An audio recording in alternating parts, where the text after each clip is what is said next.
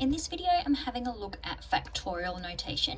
I'm actually going to look at both factorial notation and permutations, but I will look at the permutations in the second video of this series. So factorial notation, you may or may not have seen before. This is a small part. It does get referenced very quickly in the Maths Methods course, but it is explored a bit more in more detail in the Specialist Maths course. So when we use the factorial notation, we've got a number with an exclamation mark. And what that's meaning is, whatever that number is, you're doing that number, the one less, one less, one less, one less. So if we had, say, 8 factorial, that would be 8 times 7 times 6 times 5 times 4 times 3 times 2 times 1. Now, obviously, we don't want to have to write all that every time, which is why we have this notation that we can use.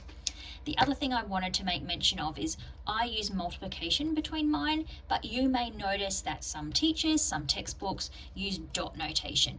Now, I'm a bit old, I can't convert to the dot notation. I'm used to using multiplication, so I use the multiplication sign, but you might see that dot notation, that just means multiply. Looking at a couple of examples of questions that we can do with that. So we've got 10 factorial over 2 factorial, 8 factorial. The first thing when we have different ones on the top and bottom is to try and break it down and get a common factor.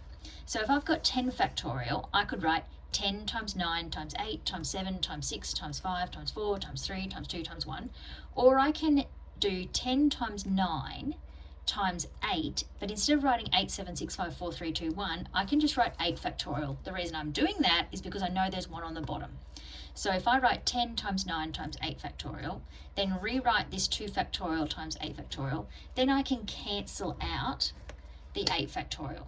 That then leaves me with the 10 times 9 on the top, which I know is 90.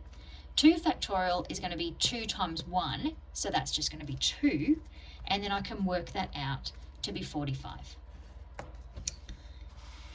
Gets a little bit different when we have the n's involved or a letter involved. Here we've got n plus 2 factorial over n plus 1. Now if we made the n the number 7, that will be 7 plus 2 is 9 factorial over 7 plus 1 is 8 factorial.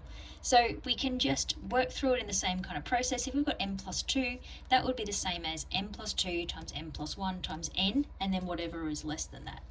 And the same way, n plus 1 factorial is going to be n plus 1 times n times blah, blah, blah, blah. So what we can do is break it down like we did up here and say we've got n plus 2 being multiplied by n plus 1 factorial. Because we've got up the n plus 1 factorial on the bottom, we'll leave that as is, cancel that out, and we're left with n plus 2. In my next video, I'm going to go on to how we can use those factorials with permutations.